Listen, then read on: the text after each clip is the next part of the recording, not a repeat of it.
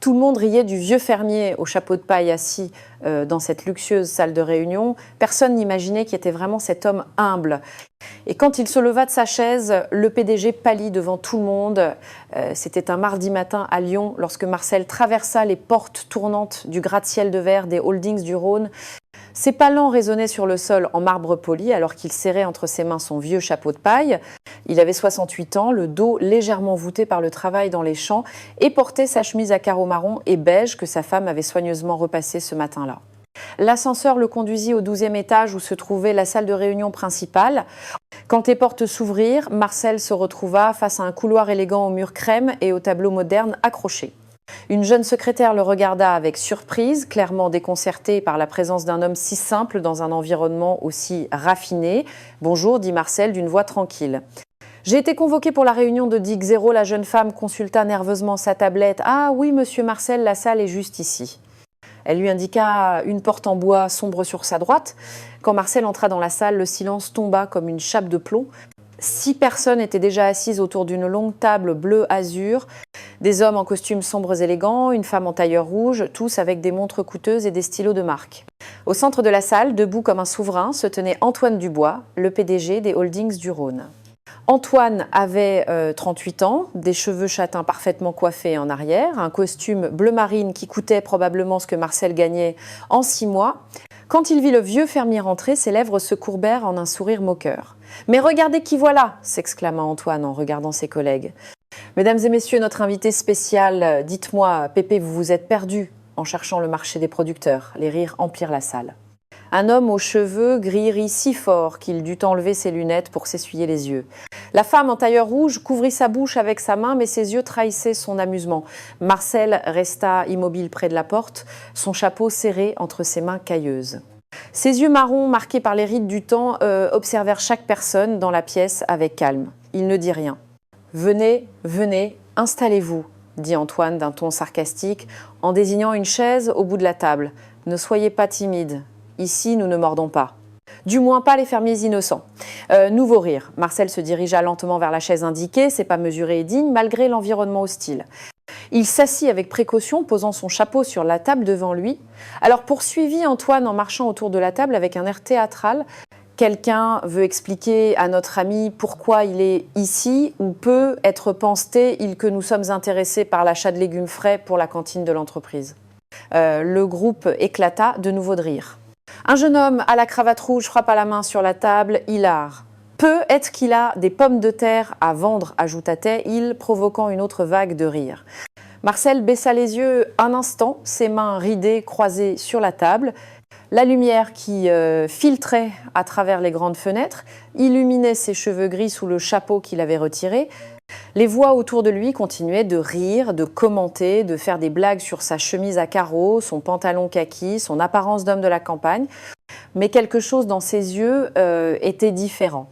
Il n'y avait pas de colère, pas de honte, juste de l'observation, comme s'il étudiait chaque personne dans cette pièce, mémorisant chaque rire, chaque parole méprisante. Antoine retourna s'asseoir dans son fauteuil en cuir noir à l'autre bout de la table, face à Marcel. Il s'adossa avec arrogance, les doigts croisés derrière la tête. « Bien, bien », dit-il avec un sourire qui n'atteignait pas ses yeux. « Je suppose que nous devrions commencer cette réunion intéressante. Quelqu'un veut appeler un traducteur. Notre invité comprend le français ou devons-nous parler en patois paysan ?» La salle explosa de nouveau de rire cru. La femme en rouge secoua la tête en souriant. « Antoine, tu es terrible », dit-elle, mais son ton était approbateur, pas critique. Marcel resta immobile, ses mains toujours croisées, ses yeux fixés sur Antoine. Et pour la première fois, un petit sourire presque imperceptible apparut au coin de sa bouche. Un sourire que personne ne remarqua, trop occupé à rire, mais ce sourire disait beaucoup. Il disait « Attendez, attendez juste de découvrir qui je suis vraiment ». La secrétaire qui avait accompagné Marcel entra timidement dans la salle, tenant un dossier bleu entre ses mains. Son visage était rouge de gêne à cause des rires qu'elle avait entendus de l'extérieur. « Monsieur Dubois », dit-elle d'une voix hésitante, « j'ai ici les documents pour la réunion. » Antoine fit un geste impatient de la main. « Enfin, mettez-les ici » et disparaissez. La jeune femme posa rapidement le dossier sur la table et sortit, non sans lancer un regard de compassion vers Marcel. Le vieil homme lui sourit gentiment, un geste qui la surprit. Antoine ouvrit le dossier et en sortit plusieurs feuilles. « Alors, cher Marcel, dit-il d'un ton condescendant, j'imagine que vous vous demandez pourquoi nous vous avons fait venir jusqu'ici de votre petite ferme. » Marcel hocha lentement la tête sans parler. Vous voyez, continua Antoine en se levant et en se dirigeant vers le mur où était accrochée une grande carte de la région du Beaujolais. Les holdings du Rhône prévoient un projet magnifique, un nouveau complexe commercial qui apportera développement, emploi, progrès. Il indiqua un point sur la carte avec son doigt, juste ici. Ses collègues hochèrent la tête avec enthousiasme. L'homme aux cheveux gris ajouta « Ce sera le plus grand centre de la région Auvergne-Rhône-Alpes ». Antoine se tourna vers Marcel avec un faux sourire. « Le problème, cher ami, c'est que votre petite ferme, se trouve exactement là où nous voulons construire. » Marcel inclina légèrement la tête, ses yeux calmes fixés sur Antoine. « Je comprends, dit-il d'une voix tranquille. »« Donc, nous sommes ici pour faire des affaires, s'exclama Antoine en retournant à sa place et en sortant un document. Nous sommes des gens raisonnables, n'est-ce pas, les gars ? Il regarda autour de lui, cherchant l'approbation. « Nous voulons acheter votre terrain et comme nous sommes généreux, nous allons vous faire une offre. » Il poussa le document sur la table vers Marcel. Le vieil homme le prit avec soin et commença à le lire lentement. 100 000 €, annonça Antoine avec une fausse fierté. Pour ce lopin de terre qui produit à peine des tomates, n'est-ce pas fantastique ? La femme en tailleur rouge rit. Plus que ce qu'il ne vaut, c'est certain. Marcel continua de lire. Ses lèvres bougeaient à peine tandis qu'il étudiait chaque mot du contrat. Ses doigts glissaient le long des lignes avec attention. « Oh, attendez, dit Antoine d'un ton sarcastique. Peut-être devriez-vous vous faire aider pour lire. Je suis sûr que des mots comme clause et cession sont trop compliqués pour. Je voudrais voir le projet complet, l'interrompit Marcel. Sa voix était ferme, mais polie. La table se tut un instant, Antoine sembla surpris. Le projet, pourquoi voudriez-vous voir le projet? Cela ne vous concerne pas. Si je dois vendre ma terre, dit Marcel en levant enfin les yeux du document, je voudrais savoir ce que vous y construirez. Antoine renifla bruyamment. Écoutez-moi ça. Le paysan veut jouer à l'architecte. Il se tourna vers ses collègues. Incroyable, n'est-ce pas? Mais quelque chose dans le calme de Marcel l'irrita. D'un geste brusque, il prit un autre dossier et le lança sur la table. Les feuilles glissèrent devant Marcel. Tenez, lisez-le si vous pensez y comprendre quelque chose. Je suis sûr qu'un homme qui passe sa vie à bêcher la terre comprendra parfaitement les plans d'urbanisme, les évaluations environnementales et les calculs structurels. Les rires emplirent à nouveau la salle. Le jeune homme à la cravate rouge ajouta « Peut être qu'il pense que c'est un manuel pour planter des salades ». Marcel rassembla les documents avec soin, commença à les feuilleter lentement, un par un. Ses yeux se déplaçaient sur les pages avec précision, étudiant les graphiques, les chiffres, les dessins techniques. La salle se calma progressivement tandis que tout le monde l'observait. Certains ricanant encore, d'autres commençant à se sentir légèrement mal à l'aise. 100 000 € pour 8 hectares de terre agricole de première catégorie, murmura Marcel.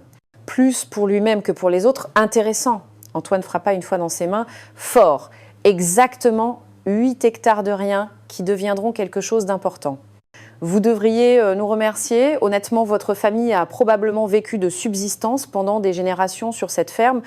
Maintenant, vous aurez de l'argent réel. Marcel ne répondit pas, continuant à lire, tournant page après page. Ses sourcils se haussèrent légèrement lorsqu'il atteignit les plans de construction. Il s'arrêta sur une page particulière, l'étudia attentivement, puis passa à la suivante. « Alors ?» demanda Antoine avec impatience. « Avez-vous fini de regarder les images? Pouvons-nous signer ce contrat et mettre fin à cette farce ?» Marcel posa lentement les documents sur la table. Il regarda Antoine droit dans les yeux pendant un long moment. La salle était complètement silencieuse. Maintenant, tout le monde attendait sa réponse. « Je dois y réfléchir », dit finalement Marcel. Sa voix calme comme l'eau d'un lac. Le visage d'Antoine devint rouge. Y réfléchir, y réfléchir. Sa voix monta en volume. À quoi y a-t-il à réfléchir? Nous vous offrons une fortune. Néanmoins, dit Marcel en se levant lentement de sa chaise, je dois y réfléchir. La tempête était sur le point d'éclater. Antoine se leva d'un bond de son fauteuil, le visage encore rouge de colère face à la réponse de Marcel, mais ensuite, comme s'il avait appuyé sur un interrupteur, son visage se transforma en un sourire arrogant. Il se dirigea vers les grandes fenêtres qui donnaient sur la ville de Lyon, les mains dans les poches, l'attitude de celui qui possède le monde. « Vous savez quel est votre problème, le vieux », dit-il sans se retourner. « Vous ne reconnaissez pas une opportunité quand vous en voyez une ?» Il se retourna lentement, s'appuyant au rebord de la fenêtre avec une nonchalance étudiée. « Laissez-moi vous raconter une histoire de réussite. Mon histoire. Ses collègues s'installèrent dans leurs chaises, se préparant à ce qui était évidemment un discours qu'ils avaient déjà entendu de nombreuses fois. La femme en tailleur rouge sourit comme si elle allait assister à son spectacle préféré. Il y a 15 ans, commença Antoine en marchant lentement autour de la table. J'étais juste un jeune ambitieux avec un rêve. J'ai construit cette entreprise à partir de rien. De rien, vous comprenez? Sueur, sacrifice, intelligence. Marcel resta debout près de sa chaise, le chapeau toujours posé sur la table, écoutant en silence. Aujourd'hui, continua Antoine avec fierté, les holdings du Rhône valent 500 millions d'euros, nous avons des projets dans toute la France. J'ai un mas en Provence, un appartement à Paris, une Ferrari dans le garage. Il fit une pause théâtrale. La semaine dernière, je suis rentrée de Dubaï en première classe, évidemment. L'homme aux cheveux gris applaudit lentement. Un vrai self-made man, Antoine fit une révérence exagérée. Et vous savez pourquoi j'ai réussi? Il s'approcha de Marcel, le toisant de haut, parce que j'ai compris comment le monde fonctionne. Il y a des gens qui naissent pour diriger, pour créer, pour construire des empires. Il se désigna lui-même. Et puis il y a des gens qui naissent pour cultiver des tomates. Les rires remplirent à nouveau la salle. Le jeune à la cravate rouge frappa la main sur la table. Magistral. Dites-moi, Marcel, continua Antoine, retournant à son fauteuil et s'asseyant les jambes croisées. Qu'avez-vous construit, vous, dans votre vie? Une ferme qui était probablement déjà là quand vous êtes né, une terre dont vous avez hérité, des courgettes que vous vendez au marché local? La femme en tailleur rouge se couvrit la bouche pour cacher un rire. Antoine, tu es cruel. Cruel? Non, ma chère Chloé, je suis réaliste. Antoine désigna la salle autour d'eux. Ça, c'est le monde réel. Ici, on prend des décisions qui brassent des millions. Ici, on crée des emplois. Ici, on construit l'avenir. Il se leva de nouveau, incapable de rester immobile en parlant de lui-même. Il se dirigea vers un meuble en bois sombre et ouvrit une petite bouteille d'eau minérale, la versant dans un verre en cristal. « Vous savez combien coûte cette eau ?» demanda T-il en soulevant le verre. 50 € la bouteille, elle vient des Alpes suisses, elle est filtrée à travers des roches de quartz. Il but lentement, sachant que tout le monde le regardait.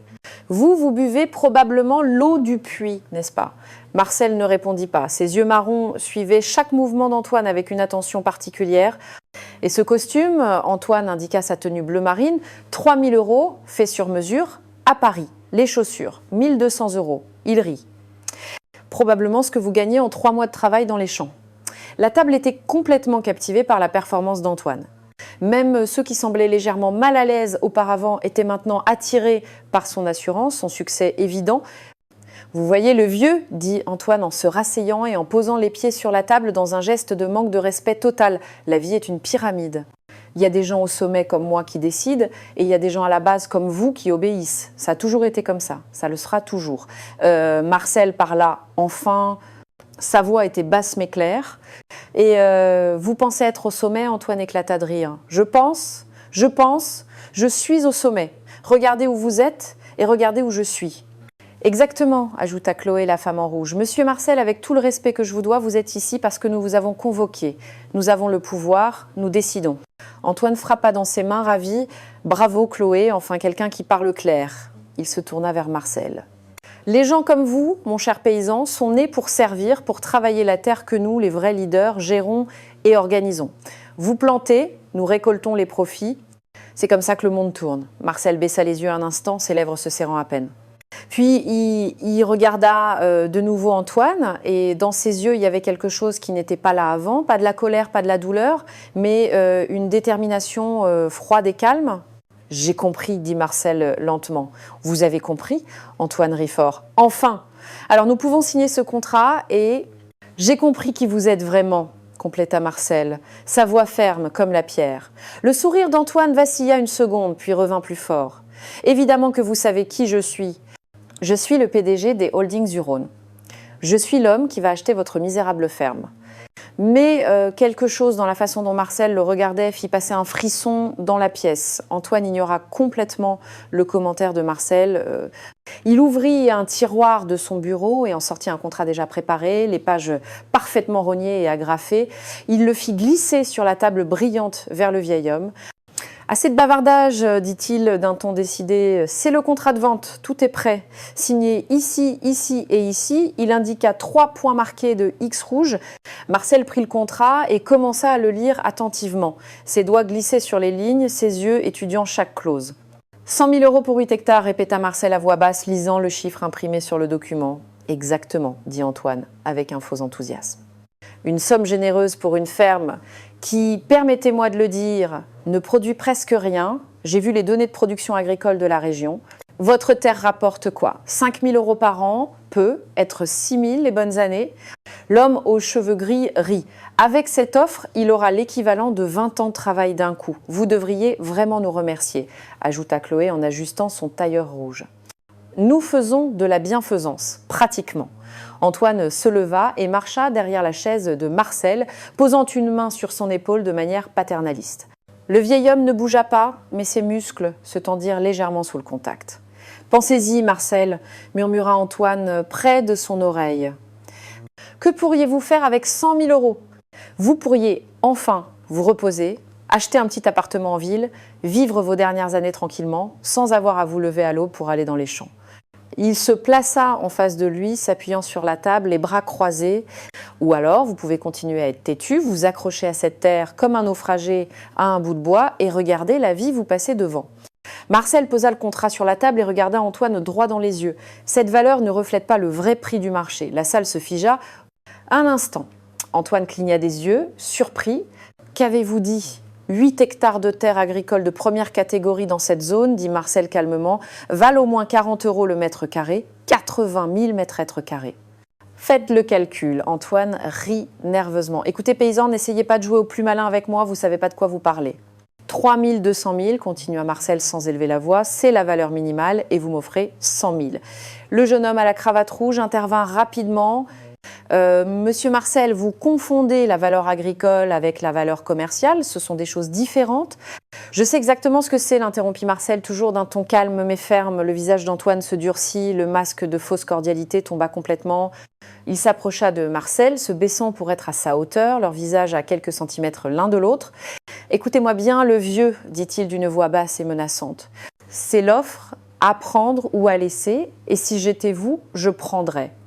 Parce que si vous refusez, il se redressa, ajustant sa cravate. Eh bien, il existe d'autres moyens d'obtenir ce que nous voulons. Marcel inclina la tête. Vous me menacez? Menacez? Antoine rit amèrement. Non, non.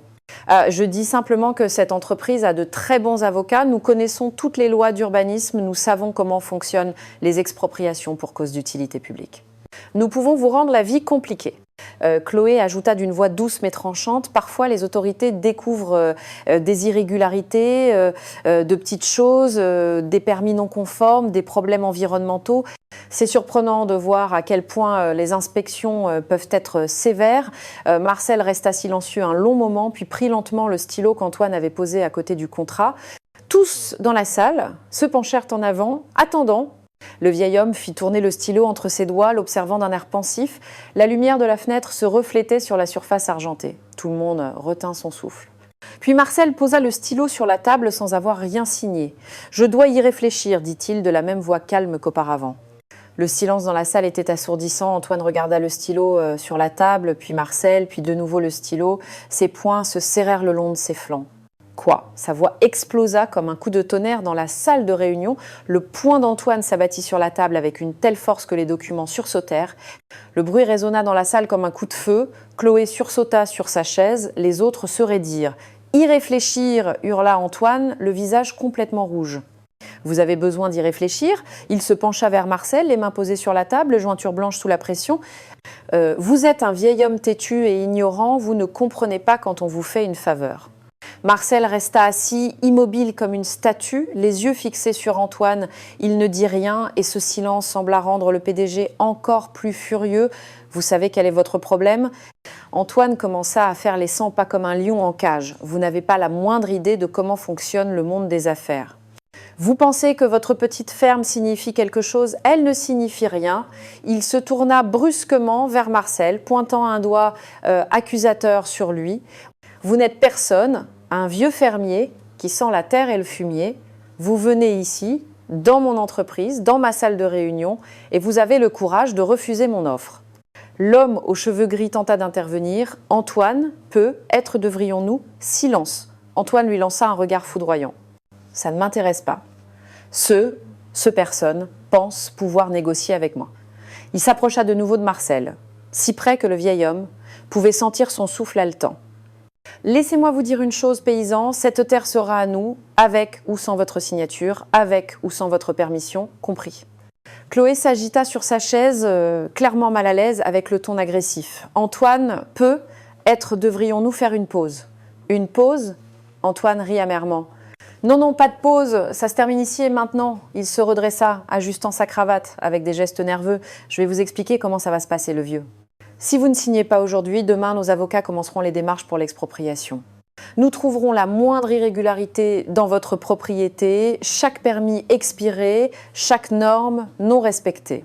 Il se dirigea vers la fenêtre, regardant la ville en contrebas. Et quand nous en aurons fini avec vous, non seulement vous perdrez la terre, mais vous devrez aussi payer les amendes. Des milliers d'euros d'amende peut être des dizaines de milliers. Il se retourna, un sourire cruel aux lèvres. Et à la fin, vous savez ce que vous aurez? Rien. Zéro. Même pas les 100 000 euros que je vous offre maintenant. Le jeune homme à la cravate rouge hocha vigoureusement la tête. C'est la procédure standard. Nous l'avons déjà fait 3 fois cette année. Antoine retourna à la table, posant ses 2 mains sur la surface et fixant Marcel d'en haut. « Alors, mon cher paysan ignorant, vous feriez mieux de prendre ce stylo et de signer tout de suite. » Marcel inspira profondément, lentement, très lentement et posa ses mains sur les accoudoirs de la chaise. Ses mouvements étaient calmes, mesurés, comme s'il avait tout le temps du monde. « Qu'est-ce que vous faites ?» demanda Antoine d'un ton irrité. Marcel se leva. Il ne dit rien, se contenta de se tenir debout, droit malgré son âge, les yeux fixés sur Antoine. Il était plus petit que le PDG, mais à ce moment-là, il semblait remplir toute la salle de sa présence. « Asseyez-vous » ordonna Antoine. « Je ne vous ai pas dit de vous lever. » Mais Marcel ne s'assit pas. Au lieu de cela, avec des mouvements lents et délibérés, il prit son chapeau de paille sur la table, le tint entre ses mains un instant, comme s'il décidait quelque chose d'important. La salle était complètement silencieuse. Maintenant, même Antoine avait cessé de crier, regardant le vieil homme avec un mélange de confusion et de rage. Marcel posa le chapeau sur la table, juste au centre, avec un soin presque rituel. Puis il leva les yeux et regarda chaque personne dans la salle, une par une. Son regard s'arrêta sur chacun d'eux un instant, l'homme aux cheveux gris, le jeune à la cravate rouge, Chloé dans son tailleur rouge, les autres dirigeants. Quand ses yeux revinrent sur Antoine, quelque chose en eux avait changé. Il n'y avait plus l'humilité d'avant, il n'y avait pas de peur, il y avait seulement un calme absolu, presque dangereux. « Antoine Dubois », dit Marcel. Sa voix n'était plus basse et humble, mais claire et ferme. « Vous avez dit beaucoup de choses aujourd'hui, beaucoup de mensonges. » Antoine cligna des yeux. « Quoi ? Qu'est-ce que vous avez dit ?» Marcel fit un pas en avant, un seul, mais il semblait avoir traversé 1 kilomètre. « Vous avez dit avoir construit cette entreprise à partir de rien. » Un silence pesant tomba sur la salle. Antoine déglutit visiblement, mais nous savons tous les deux, continua Marcel, que c'est un mensonge. Le visage d'Antoine perdit sa couleur, ses lèvres s'ouvrirent pour parler, mais aucun son ne sortit. Il regarda nerveusement ses collègues, puis de nouveau Marcel. « Vous ne savez pas de quoi vous parlez » balbutia-t-il finalement, mais sa voix avait perdu toute sa force. Marcel fit un autre pas en avant, les mains jointes devant lui, sa posture complètement différente de celle de l'homme humble entré dans la salle 1 heure plus tôt. « Il y a 15 ans, dit Marcel d'une voix claire et précise, cette entreprise ne s'appelait pas les Holdings du Rhône. Elle s'appelait Entreprise Dubois et Fils et avait été fondée par Étienne Dubois en 1987. Les yeux de Chloé s'écarquillèrent, l'homme aux cheveux gris se pencha en avant sur sa chaise. Étienne Dubois, continua Marcel, votre beau-père, l'homme qui a vraiment construit cette entreprise à partir de rien. L'homme qui a travaillé jour et nuit pendant 40 ans pour créer quelque chose d'important. » Antoine rit nerveusement. Et alors, tout le monde sait que j'ai épousé sa fille, c'est pas un secret, mais c'est moi qui ai fait grandir l'entreprise. Moi qui l'ai transformée en ce qu'elle est aujourd'hui. Marcel inclina légèrement la tête. Vraiment ? Ou êtes-vous celui qui a hérité d'un empire déjà construit quand Étienne a pris sa retraite pour cause de maladie ? Un silence lourd remplit la salle. Le jeune à la cravate rouge regarda Antoine avec une expression confuse, comme s'il le voyait pour la première fois. Marcel se dirigea lentement vers les documents du projet encore éparpillés sur la table, les rassembla avec soin et commença à les feuilleter de nouveau. « Et maintenant parlons de ce projet », dit-il. Sa voix était ferme comme celle d'un professeur expliquant à des étudiants distraits le centre commercial que vous voulez construire. Il prit une des feuilles et la leva vers la lumière. Les fondations que vous avez prévues sont inadaptées au type de sol de cette zone. La nappe phréatique n'est qu'à 3 mètres de profondeur. Antoine ouvrit la bouche pour protester, mais Marcel l'arrêta d'un simple geste de la main. Étonnamment, le PDG se tut. Les évaluations environnementales, continua Marcel en tournant la page, sont incomplètes. Vous n'avez pas considéré l'impact sur le réseau d'irrigation qui dessert 12 fermes de la région. Cela violerait au moins 3 réglementations régionales. Il posa les documents et regarda Antoine droit dans les yeux et les chiffres financiers sont manipulés. Les coûts de construction que vous avez déclarés sont sous-estimés de 40% et les bénéfices prévus surestimés de 60%. Chloé se leva lentement. Comment savez-vous ces choses ? Marcel se tourna vers elle avec un petit sourire. Parce que, madame, je sais lire, et pas seulement les mots, je sais lire les chiffres, les projets, les intentions cachées derrière les chiffres imprimés sur du papier coûteux. Il prit une autre feuille. Ce projet n'est pas seulement illégal à bien des égards, il est aussi stupide d'un point de vue économique. Il fera perdre des millions d'euros à l'entreprise dans les 3 premières années. Ça suffit, hurla Antoine en frappant de nouveau le poing sur la table. Mais qui diable pensez-vous être pour venir ici et qui je suis ? L'interrompit Marcel, sa voix pas forte, mais si autoritaire qu'Antoine se tut immédiatement. C'est une excellente question. Il fit lentement le tour de la table, ses doigts effleurant la surface brillante. Tout le suivait des yeux, personne n'osait parler. Je suis un homme qui a passé sa vie à apprendre, dit Marcel. Un homme qui a étudié l'ingénierie agronomique à l'AgroParisTech. Un homme qui a travaillé comme consultant en développement durable dans 6 pays. Il s'arrêta, regardant par la fenêtre vers la ville de Lyon. Un homme qui a choisi de retourner sur sa terre, à sa ferme, parce qu'il préférait la simplicité à la complexité, la vérité au mensonge. Il se tourna de nouveau vers Antoine. Mais surtout, je suis un homme que cette entreprise aurait dû consulter avant de faire le moindre plan. Antoine rit, mais c'était un rire nerveux, sans conviction. Et pourquoi diable devrions-nous consulter un fermier ? Marcel sortit son téléphone de sa poche, un vieux modèle simple mais fonctionnel. Il composa un numéro calmement. « Qu'est-ce que vous faites ?» demanda Antoine, une note de panique dans la voix. Marcel porta le téléphone à son oreille. « J'appelle quelqu'un qui devrait être ici. » Quelqu'un qui rendra cette réunion beaucoup plus intéressante. Après 2 sonneries, quelqu'un répondit « Marcel, parlait d'une voix claire. » C'est moi. Convoquer une réunion extraordinaire du conseil d'administration immédiatement. Oui, dans la grande salle, j'ai quelque chose d'important à discuter. Il raccrocha et regarda Antoine avec des yeux froids comme l'acier. Ils seront là dans 30 minutes, dit-il. Et alors, cher Antoine, vous découvrirez enfin qui je suis vraiment. Les 30 minutes qui suivirent furent les plus longues de la vie d'Antoine. Il faisait nerveusement les 100 pas, regardant continuellement sa montre. La sueur perlait sur son front, malgré la climatisation. Marcel, quant à lui, s'était assis tranquillement, les mains jointes sur la table, attendant avec la patience de celui qui sait exactement ce qui va se passer. Chloé rompit le silence. « Monsieur Marcel, dit-elle d'une voix hésitante, puis-je demander, vous avez vraiment des compétences en ingénierie ?» Marcel hocha gentiment la tête. « J'ai travaillé 23 ans comme consultant. J'ai aidé des entreprises dans toute l'Europe à développer des projets durables, puis j'en ai eu assez des salles de réunion et je suis retournée à ma terre. » L'homme aux cheveux gris s'éclaircit la gorge. « Et cette réunion du conseil, pourquoi pouvez-vous la convoquer ?» Un petit sourire apparut sur les lèvres de Marcel, mais avant qu'il ne puisse répondre, la porte de la salle s'ouvrit. 4 personnes entrèrent, 3 hommes en costume sombre et une femme âgée aux cheveux blancs relevés en un chignon élégant. C'étaient les membres du conseil d'administration des holdings du Rhône. Antoine se redressa immédiatement, essayant de se ressaisir. « Ah, messieurs du conseil, je ne comprends pas pourquoi vous avez été convoqués. Il y a eu une erreur ?» « Il n'y a eu aucune erreur, » dit la femme, âgée d'une voix ferme. Ses yeux se posèrent sur Marcel et son visage s'illumina. Marcel, enfin, elle s'approcha du vieil homme qui s'était levé. Ils s'étreignirent avec une affection évidente. « Hélène, » dit Marcel chaleureusement, « ça fait trop longtemps. » Antoine regardait la scène, confus. « Madame Dubois, vous vous connaissez ?» Hélène Dubois, la veuve du fondateur de l'entreprise et mère de l'ex-femme d'Antoine, se tourna vers lui avec une expression froide. « Bien sûr que nous nous connaissons. Marcel est un vieil ami de la famille. Mais Antoine bégayait, cherchant des mots qui ne venaient pas. L'un des hommes du conseil, un monsieur distingué à la moustache grise, s'assit à la table.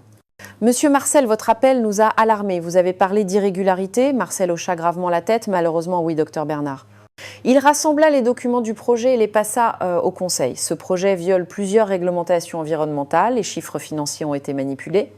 Et pire encore, le PDG a tenté d'acquérir ma propriété avec des méthodes qui frisent l'extorsion. « Mensonge !» cria Antoine. « Il ment. C'est juste un vieux fermier en colère parce que… » « Assez Antoine, dit Hélène d'une voix tranchante, assieds-toi et tais-toi. » Pour la première fois, Antoine obéit sans protester. Il se laissa tomber sur sa chaise, le visage pâle. Le docteur Bernard examina les documents. Son expression devenait de plus en plus sombre. « C'est grave, très grave. » Chloé, qui avait tout observé en silence, se leva soudainement. « J'ai des preuves, dit-elle. » Sa voix était tremblante, mais déterminée. J'ai des documents qui montrent d'autres irrégularités, des contrats gonflés, des paiements suspects. Je les ai gardés cachés par peur, mais maintenant… Elle ouvrit son sac et en sortit une clé USB. Tout est ici, d'autres dirigeants commencèrent à parler les uns après les autres, confessant des choses qu'ils avaient vues mais tues. Le château de mensonges d'Antoine s'effondrait pièce par pièce. Hélène Dubois se tourna vers Marcel. Y a-t-il autre chose que le conseil devrait savoir ? Marcel hocha lentement la tête. Oui, il y a une chose que certains d'entre vous ne savent peut-être pas. Il regarda chaque membre du conseil. Il y a 15 ans, quand cette entreprise était au bord de la faillite, quand Étienne Dubois était désespéré, j'ai investi tout ce que j'avais. Il fit une pause, laissant les mots pénétrer. Je suis devenu actionnaire, le plus grand actionnaire individuel des holdings du Rhône, avec 28% des parts. La salle explosa en murmures de choc. Antoine sembla sur le point de s'évanouir. « J'ai gardé cette position en silence, continua Marcel, parce que j'avais confiance en Étienne. Mais Étienne n'est plus là, et ce que je vois aujourd'hui n'est pas ce pourquoi j'ai investi mes économies. » Il se tourna vers Antoine avec des yeux fermes. « Je propose une motion immédiate pour la révocation du PDG pour faute grave. » Le docteur Bernard regarda les autres membres du conseil, tous pour. Les mains se levèrent, l'une après l'autre, unanimité. Antoine regarda les mains levées, son empire s'effondrant devant ses yeux. Antoine resta assis, les mains tremblantes sur la table, regardant dans le vide. Son monde parfait, bâti sur l'arrogance et les mensonges, s'était effondré en moins de 2 heures. Le docteur Bernard ouvrit un dossier et en sortit quelques documents. « Monsieur Dubois, à la lumière des preuves présentées et du vote unanime du Conseil, vous êtes officiellement démis de vos fonctions de PDG des Holdings du Rhône avec effet immédiat. Vous ne pouvez pas… » commença Antoine, mais sa voix s'éteignit. Il savait que c'était fini. Hélène Dubois se leva, regardant Antoine avec un mélange de déception et de tristesse. « Mon mari Étienne t'a accueilli dans la famille, t'a fait confiance, t'a confié son entreprise. » Elle secoua la tête. « Et tu l'as utilisé pour t'enrichir, pour te gonfler d'orgueil, pour humilier les autres. Belle-mère, je. » « Ne m'appelle pas comme ça, » l'interrompit Hélène d'une voix glaciale. « Ma fille a divorcé de toi il y a 2 ans. Tu ne fais plus partie de cette famille et maintenant tu ne fais plus partie de cette entreprise. » Chloé inséra la clé USB dans l'ordinateur de la salle. Sur le grand écran apparurent des documents, des emails, des contrats. « Ce ne sont que quelques exemples, » dit-elle, sa voix plus assurée maintenant. Des contrats avec des sociétés fantômes, des paiements à des sociétés offshore, des projets surfacturés du double de leur valeur réelle. Un jeune membre du conseil indique à l'écran « Ce contrat date de 3 mois, 200 000 € pour une expertise qui n'a jamais été fournie. » Et cet email, ajouta Chloé en faisant défiler le document, montre comment Antoine a menacé un fournisseur qui refusait de gonfler les prix pour favoriser ses gains personnels. Antoine ferma les yeux, sachant que chaque mot était vrai. Le docteur Bernard regarda Marcel. « Vous avez dit que M. Dubois a tenté d'acquérir votre propriété par des méthodes illégales. » Marcel hocha la tête. « Il m'a offert 100 000 € pour une propriété qui en vaut plus de 3 millions. Et quand j'ai refusé, il m'a menacé d'expropriation et de contrôles fiscaux. » L'homme aux cheveux gris secoua la tête, dégoûté. « C'est inacceptable. C'est du chantage. » Pas seulement, intervint le jeune dirigeant à la cravate rouge qui, peu de temps avant, riait avec Antoine. « J'ai tout entendu. » Il a dit exactement, il existe d'autres moyens d'obtenir ce que nous voulons. Je l'ai entendu de mes propres oreilles. Antoine le regarda avec haine. « Traître, tu étais d'accord avec moi sur tout. » « J'avais peur, » admit le jeune homme, « comme tout le monde ici. Mais monsieur Marcel nous a montré que le courage paie, que dire la vérité est juste. » Hélène s'approcha d'Antoine. « Rassemble tes affaires. La sécurité va te raccompagner hors du bâtiment. » À partir de maintenant, tu n'as plus accès à aucun bureau, aucun document, aucun système de l'entreprise.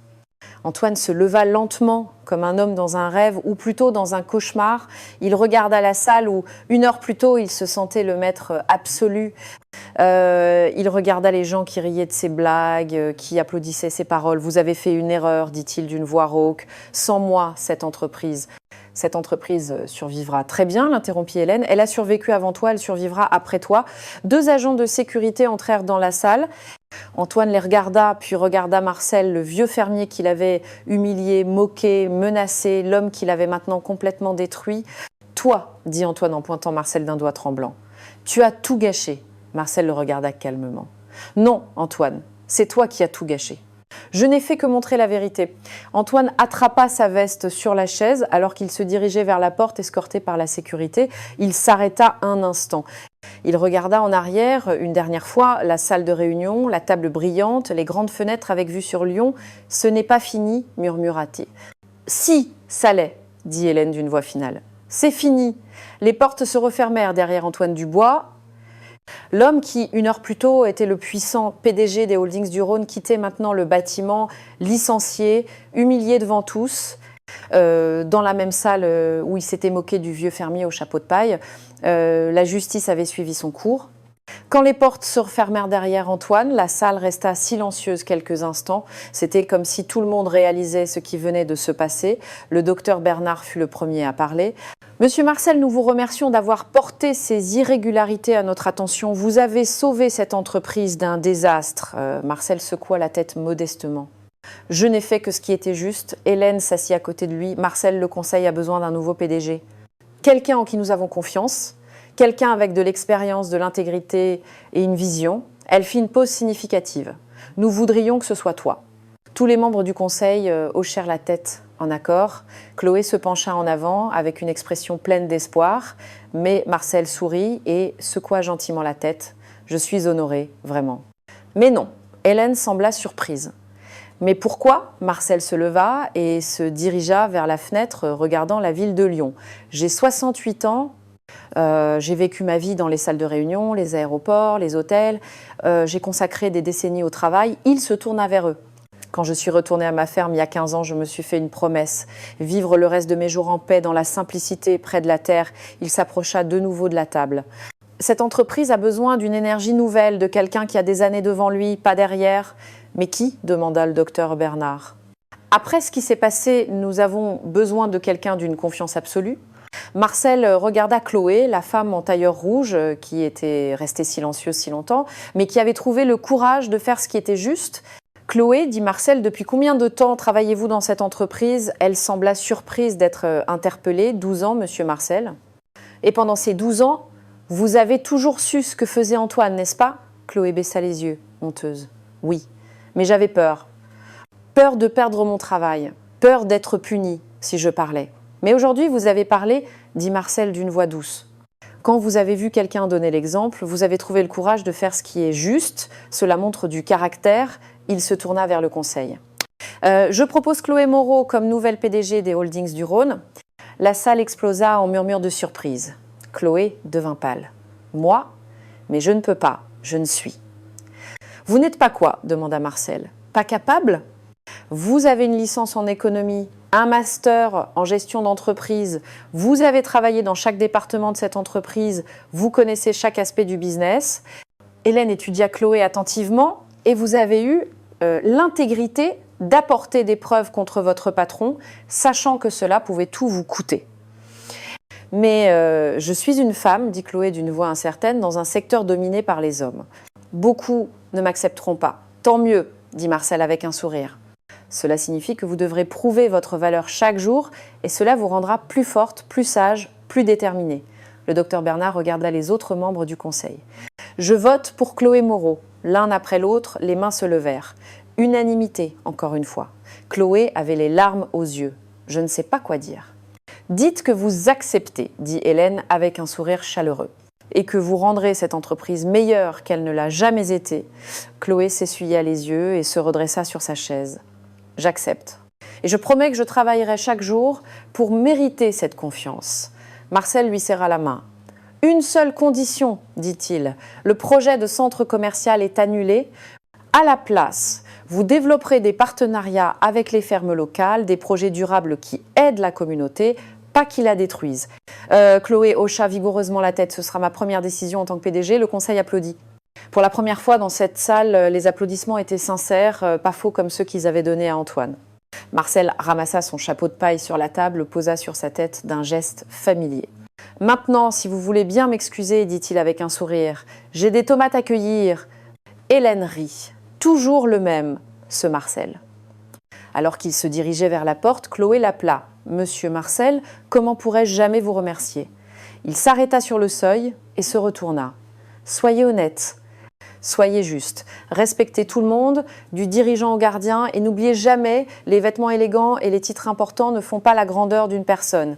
C'est le cœur qui compte. » Et sur ces mots, le vieux fermier au chapeau de paille quitta la salle de réunion, retournant à sa vie simple. 2 semaines plus tard, Marcel était dans ses champs, les mains dans la terre, faisant ce qu'il aimait le plus. Le soleil lyonnais brillait chaudement sur son chapeau de paille tandis qu'il cueillait des tomates mûres. Une voiture s'arrêta devant sa maison. Chloé en descendit, vêtue différemment de la façon dont Marcel l'avait vue dans la salle de réunion. Un jean simple, une chemise blanche, pas de maquillage prononcé. Elle semblait plus jeune, plus légère. « Monsieur Marcel », appela-t-elle en se dirigeant vers les champs. Il se releva en souriant. « Chloé, quelle belle surprise! Comment vont les choses dans l'entreprise ?» Elle sourit largement. « Mieux que je n'aurais pu l'espérer. Nous avons annulé tous les projets suspects. Nous avons lancé des partenariats avec 20 fermes de la région pour des produits biologiques. Et vous savez quelle est la meilleure chose? Dites-moi, les employés sont heureux. » Ils travaillaient enfin dans un environnement de respect, pas de peur. Elle fit une pause. « Tout ça grâce à vous. » Marcel secoua la tête. « Non, ma chère, grâce à votre courage.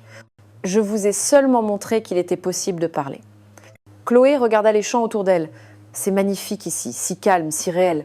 C'est ma vraie richesse, dit Marcel en désignant la terre. Pas l'argent à la banque, pas les actions de l'entreprise, mais ça, la terre qui nourrit, le soleil qui réchauffe, le travail honnête de mes mains. » Ils s'assirent ensemble sur un vieux banc en bois à l'ombre d'un olivier. « J'ai appris quelque chose de vous, dit Chloé. J'ai passé des années à penser que le succès était fait de bureaux luxueux, de titres importants, de voitures coûteuses. Mais c'était pas du succès, c'était juste du vide. » Le vrai succès, dit Marcel en regardant le coucher de soleil qui commençait à teinter le ciel d'orange, c'est de se réveiller le matin en paix avec soi-même, de savoir que ses actions ont aidé quelqu'un, de dormir la nuit sans remords. Antoine ne comprendra jamais ça, dit Chloé. Peut être qu'un jour il le fera, répondit Marcel. Quand on perd tout, on apprend ce qui compte vraiment. Je lui ai enlevé son pouvoir, mais peut-être lui ai-je donné l'opportunité de trouver quelque chose de plus important. Chloé le regarda avec admiration. Même après tout ce qu'il vous a fait, vous espérez encore qu'il change? Je suis un fermier, dit Marcel avec un sourire. Je sais que même le sol le plus aride peut donner des fruits s'il reçoit les bons soins. Ils se levèrent. Chloé serra le vieil homme dans ses bras. Je viendrai vous voir souvent. J'ai encore beaucoup à apprendre et je serai là, dit Marcel. Toujours. Alors que Chloé s'éloignait dans sa voiture, Marcel retourna à ses champs, ramassa son chapeau qu'il avait enlevé et le remit sur sa tête. Il regarda la terre sous ses pieds, sa petite maison simple, le ciel infini au-dessus de lui. Il pensa à la salle de réunion, au rire cruel, à l'arrogance d'Antoine. Et puis il pensa à comment tout avait changé. Il n'avait rien besoin de prouver à personne, il n'avait pas besoin de titre ou de reconnaissance. Il était juste Marcel, un homme de 68 ans qui avait choisi la simplicité par-dessus tout. Mais quand cela avait été nécessaire, quand l'injustice était devenue trop grande, il avait montré que même l'homme le plus humble peut changer le monde. La vraie force ne crie pas, ne se vante pas, n'humilie pas les autres. La vraie force est silencieuse, patiente et agit quand il le faut. Alors que le soleil se couchait sur Lyon, Marcel sourit. Demain, il taillerait les vignes, après-demain, il planterait de nouvelles graines et la vie continuerait, simple et belle comme toujours. Car au final, il avait appris la leçon la plus importante de toutes. Peu importe jusqu'où vous arrivez dans la vie, n'oubliez jamais vos racines, n'oubliez jamais l'humilité, n'oubliez jamais que chaque personne, quels que soient les vêtements qu'elle porte ou le travail qu'elle fait, mérite le respect. Et celui qui oublie cette leçon, tôt ou tard, l'apprendra de la manière la plus dure. Exactement comme Antoine l'avait appris ce jour-là, dans la salle de réunion des Holdings du Rhône.